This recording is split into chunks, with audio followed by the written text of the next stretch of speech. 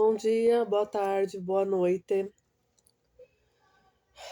Gente, hoje eu vou vir falar sobre a coisa mais difícil da vida.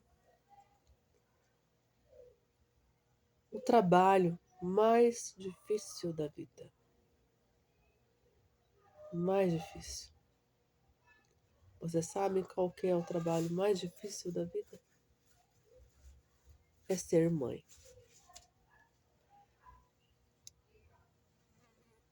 Daí vocês vão dizer, mas hoje em dia, né, qualquer um aí na esquina tem filho. Eu digo ser uma boa mãe. Simplesmente gerar um filho, não é ser mãe. E antes de ser mãe, quando eu era adolescente, pré-adolescente, ou sei lá, coisa arada, eu tinha muitas teorias na minha vida, na minha mente, na minha cabeça, sabe? Ai, meu filho jamais vai fazer isso, meu filho jamais eu vou permitir que faça isso, que diga isso, que me trate desse jeito, que faça tal coisa, né? Jamais vou fazer isso com meu filho e tal e tal. Porque é muito fácil a teoria. A teoria é muito fácil, mas a prática é bem diferente. E, e antes que me perguntem, não me arrependi de ter filho, não. Para mim é assim, apesar de ser a coisa mais difícil da minha vida, é a coisa mais importante. Que nem eu sempre falo. É o Gabriel, que é meu filho, né? Ele é o amor da minha vida. Eu lamento se alguém se ofender com isso, mas ele é a pessoa que eu mais amo na vida, né? E mas isso não torna as coisas mais fáceis, né? E quando tu é mãe de uma criança especial, numa criança que tem autismo, que é o meu caso, meu filho tem autismo nível 2, autismo moderado. Eu também sou autista, né? Também dificulta bastante. É mais difícil ainda. É mais difícil ainda. Mas não signifique que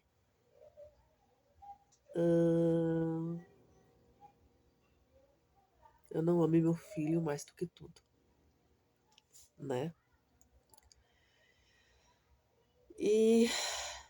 Mas parece que depois que eu virei mãe, eu me tornei outra pessoa. Eu me tornei outra pessoa.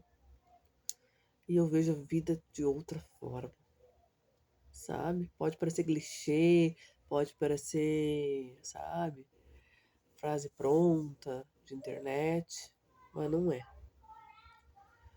Eu queria falar mais umas coisinhas, o tempo é curto aqui, né, pro vídeo, porque chega 10 minutos, daí trava, não pode passar de 10 minutos, por isso eu tenho que controlar o tempo, tá, gente? Algumas coisas que a gente tem que não esquecer nessa missão de ser mãe, porque é uma missão. Principalmente com crianças especiais, tá, gente? É incentivar o máximo a autonomia. Porque, infelizmente, pai e mãe não é para sempre. Infelizmente, né? Então a gente tem que. Às vezes a gente pode pensar, é especial, deixa que eu faço, fica aí quietinho, eu tenho dificuldade. E acostumar mal o filho. E isso é um perigo, porque isso prejudica a autonomia, sabe? E que nem eu falei, a gente não é para sempre, né? Em casos de autistas severos, né, muito severos, que tem autistas que são, né, severos demais, que não falam, que vão usar fralda pro resto da vida e, né, que tem uma deficiência intelectual enorme, né? Nesses casos, com terapia vai haver evolução com o tempo, sim, mas a gente sabe que não vai, né, ter aquela autonomia que a gente deseja. Nesses casos, eu acho assim que a gente não pode esquecer, mesmo que isso doa, de preparar uma pessoa para quando a gente não tiver mais aqui, o pai e a mãe, tá?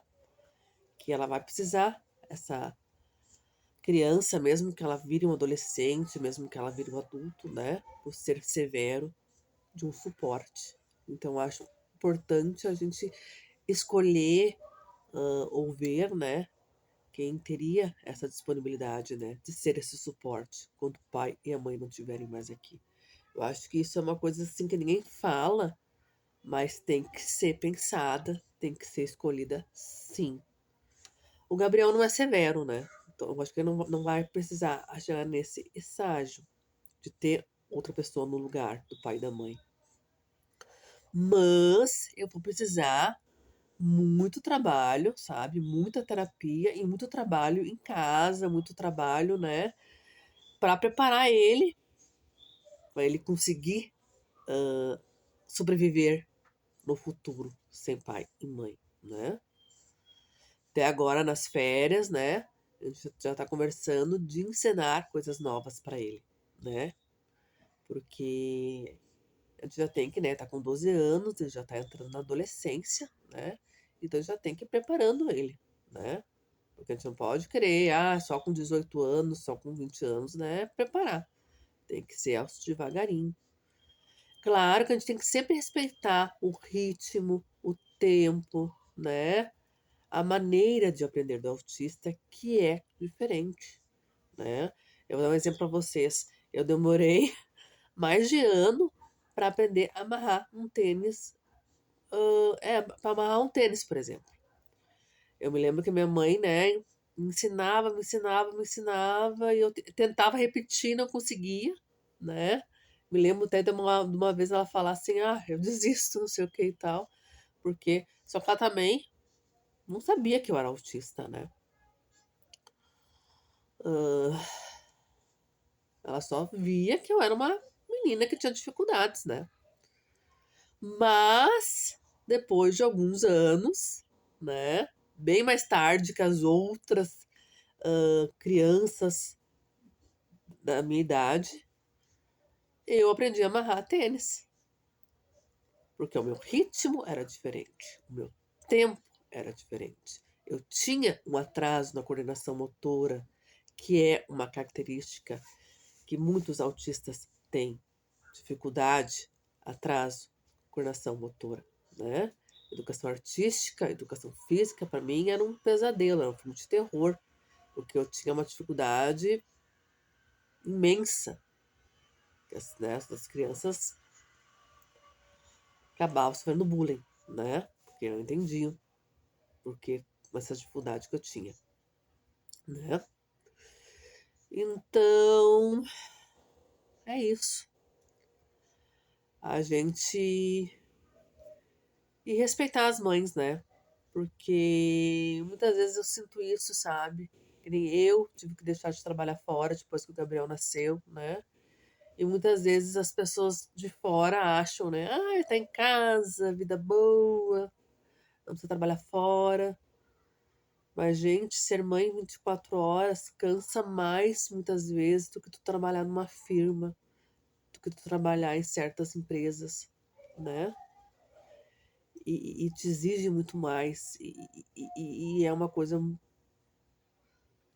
muito nobre, né? Muito nobre, né? Tu ser uma mãe de verdade, né? Não só prover, só colocar no mundo, cuidar de qualquer jeito. Não é isso que eu estou falando. Tá, gente? Ó, já tá quase dando tempo aí, já passou dos 9 minutos, tá bom? Então é isso, sabe? Vamos incentivar a autonomia dos nossos filhos, que é muito importante para o bem deles, respeitando sempre o tempo deles, o jeito de eles aprenderem, mas vamos incentivar. E vamos valorizar as mães, porque não é fácil ser uma mãe de verdade. Beijo no coração, não esqueça de curtir, comentar e compartilhar. Até amanhã, se Deus quiser.